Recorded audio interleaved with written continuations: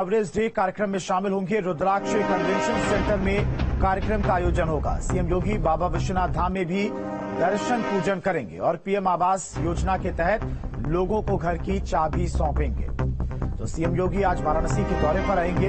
रुद्राक्ष convention centre में स्वास्थ्य विभाग द्वारा आयोजित यूनिवर्सल हेल्थ कवरेज डे कार्यक्रम में शिरकत करेंगे। इसके साथ ही बाबा विश्वनाथ के दर्शन पूजन भी करेंगे।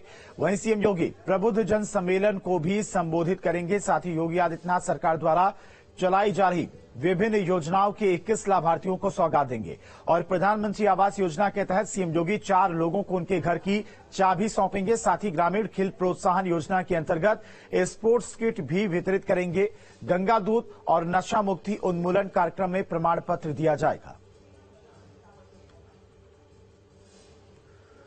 वाराणसी में 2 दिवसीय सीएचओ अंतर्राज्यीय सम्मेलन में आज सीएम योगी शिरकत करेंगे और इस कार्यक्रम का आयोजन रुद्राक्ष कन्वेंशन सेंटर में हो रहा है।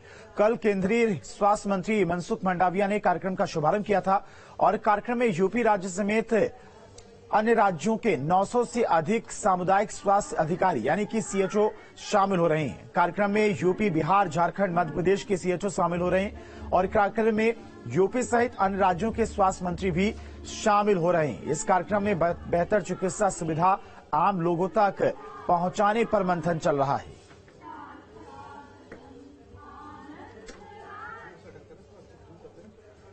विदेश मंत्री एस जयशंकर 2 दिवसीय वाराणसी के दौरे पर पहुंचे हैं। इस दौरान उन्होंने काशी विश्वनाथ मंदिर में बाबा के दर्शन किए। उसके बाद गंगा आरती में शामिल हुए। एस जयशंकर ने कहा कि G20 का शिखर सम्मेलन देश भर में मनाया जाएगा। 55 शहरों में कार्यक्रम का आयोजन होगा। वाराणसी में भी बड़ा कार्यक्रम होगा।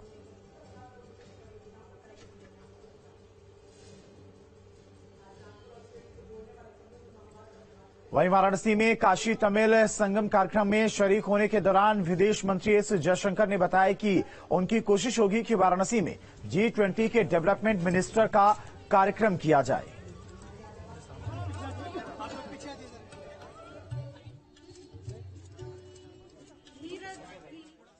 G20 सम्मेलन जो है ये पूरे देश में मनाया जाएगा और मैं जानबूझ के मेरा शब्द है मनाया जाएगा। इसमें जो है हर राज्य में और करीब 55 शहर होंगे देश के अलग अलग प्रांतों में और उसमें ये तो स्वाभाविक है कि G20 जो है वो काशी में भी उसका एक कोई बड़ा कार्यक्रम हो, क्योंकि आप जानते हैं काशी का महत्व। अब मुझे तो बताने की जरूरत नहीं है, आप मेरे से ज्यादा जानते हैं।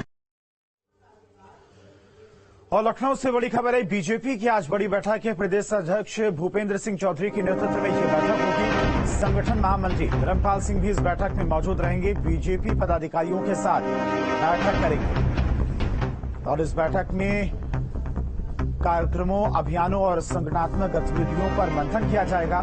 बीजेपी कार्यालय में सुबह 11 बजे ये मीटिंग होगी। लखनऊ में बीजेपी की आज बड़ी बैठक होगी और बीजेपी कार्यालय पर प्रदेश अध्यक्ष भूपेंद्र सिंह चौधरी के नेतृत्व में यह बैठक होगी, जिसमें यूपी के संगठन महामंत्री धर्मपाल सिंह भी मौजूद रहेंगे। बैठक में कई बिंदुओं पर चर्चा होगी। बैठक में पार्टी के प्रदेश पदाधिकारी, क्षेत्रीय अध्यक्ष, जिला प्रभारी, जिलाध्यक्ष मौजूद रहेंगे। बताया जा रहा है कि उत्तर प्रदेश में हुए उपचुनाव के नतीजों और यूपी में नगर निकाय को लेकर भी मंथन होगा। बता दें कि मैनपुरी लोकसभा, खतौली विधानसभा उपचुनाव में नतीजे बीजेपी के पक्ष में नहीं गए हैं। ऐसे में पार्टी की कोशिश है कि इस चुनावी परिणामों का असर आने वाले निकाय चुनाव में न पड़े।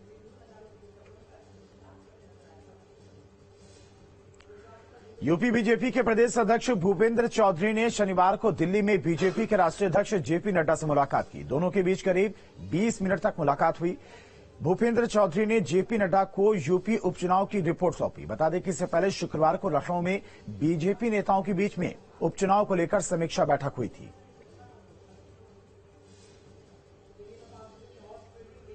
और गाजियाबाद से बड़ी खबर है, पीएम करेंगे राष्ट्रीय यूनानी अस्पताल का उद्घाटन। वीडियो कॉन्फ्रेंसिंग के जरिए उद्घाटन करेंगे। ये यूनानी अस्पताल 381 करोड़ की लागत से बना है।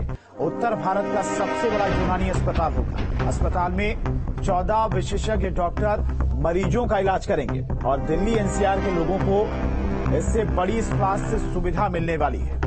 तो गाजियाबाद को आज नए राष्ट्रीय यूनानी अस्पताल की सौगात मिलने जा रही है। पीएम मोदी इस यूनानी अस्पताल का वीडियो कॉन्फ्रेंसिंग के जरिए उद्घाटन करेंगे। वहीं इस दौरान गाजियाबाद के सांसद और केंद्रीय मंत्री जनरल वीके सिंह भी इस कार्यक्रम में मौजूद रहेंगे। इस यूनानी अस्पताल से दिल्ली एनसीआर के लोगों को आने वाले समय में स्वास्थ्य के क्षेत्र में नई सुविधा मिलेगी। इन संस्थानों में गाजियाबाद का कमला नेहरू नगर स्थित राष्ट्रीय यूनानी चिकित्सा संस्थान भी शामिल है। यह अस्पताल 381 करोड़ की लागत से बनना है, जो कि उत्तर भारत का सबसे बड़ा यूनानी अस्पताल होगा, जिसमें 14 विशेषज्ञ चिकित्सक मरीजों का इलाज करेंगे। बता दें कि आज गाजियाबाद के यूनानी अस्पताल के साथ गोवा में अखिल भारतीय आयुर्वेद संस्थान यानी कि AIIA और राष्ट्रीय होम्योपैथी संस्थान का भी उद्घाटन करेंगे।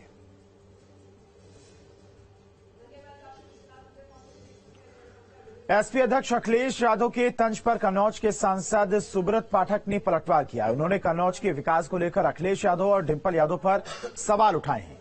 सुब्रत पाठक से बातचीत की है न्यूज स्टेट संवाददाता निशांत राय ने। क्या कुछ कहा इस दौरान उन्होंने, सुनाते हैं आपको। कन्नौज से सांसद सुब्रत पाठक जी हमारे साथ मौजूद हैं। सुब्रत जी, अखिलेश यादव ने कहा है कि आप पान मसाला खाकर संसद में विकास का कोई भी मुद्दा नहीं उठा पाते हैं क्योंकि आप पान मसाला खाते हैं।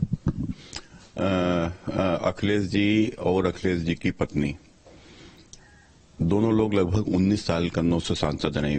12 साल अखिलेश जी, 7 साल उनकी पत्नी। उससे पूर्व में भी समाजवादी पार्टी के ही सांसद रहे, लेकिन मैं उसकी चर्चा नहीं करना चाहता। 19 साल में अखिलेश जी ने कन्नौज के विकास का कौन सा मुद्दा रखा, उनकी पत्नी ने कन्नौज का विकास का कौन सा मुद्दा रखा, किसी विकास संबंध में कोई क्वेश्चन उन्होंने संसद में पूछा हो, कोई 0 आवर में बात रखी हो, कोई भी उन्होंने 377 के मुद्दे पर कोई बात उठाई हो। तो कुल मिलाकर अगर जो भी किया हो आप सार्वजनिक करिए, स्पष्ट करिए। रही पान खाने की बात, तो पान में तो हमारी हिंदू संस्कृति में पान का तो प्रयोग पूजा में होता है, हमारे देवताओं को चढ़ाया जाता है। पान, सुपारी और ये सब कत्था, ये तो पूजा में प्रयोग होने वाली वस्तुएं हैं। उसमें लौंग पड़ती है, इलायची पड़ती है, कन्नौज के पवित्र इत्र पड़ते हैं, फूलों के इत्र। तो ये इसके ऊपर इस प्रकार की बात करना, किसी के निजी जीवन में इस प्रकार की टिप्पणी करना मुझे अच्छा नहीं लगता। और इसीलिए मैंने कहा है कि अखिलेश जी को वोडका पीना छोड़ देना चाहिए ताकि उनकी बुद्धि खुले। लेकिन सवाल ये उठता है कि जिस तरीके से ट्विटर वॉर चल रही है और व्यक्तिगत एक दूसरे की छवि को नुकसान पहुंचाया जाए, राजनीति में कहां तक जाया जाए? देखो, बात निकलेगी तो फिर दूर तक जाएगी। मैंने कहा है कि अखिलेश जी, आपके निजी जीवन के बहुत से किस्से आज भी कन्नौज की चर्चा में हैं और शायद वो हेलो कानपुर अखबार भूल गए हैं, तो उनको इन सब चीजों पर ध्यान देना चाहिए। क्योंकि हमसे बातचीत करने के लिए ये थे हमारे साथ बीजेपी सांसद सुब्रत पाठक। वीडियो जर्नलिस्ट विपिन के साथ निशांत राय, न्यूज स्टेट, दिल्ली। आइए अब आपको अखिलेश यादव का वो बयान सुनवाते हैं जिसमें अखिलेश यादव ने सुब्रत पाठक पर तंज कसा था। एक मुंह में भरा हुआ खैनी खाने वाला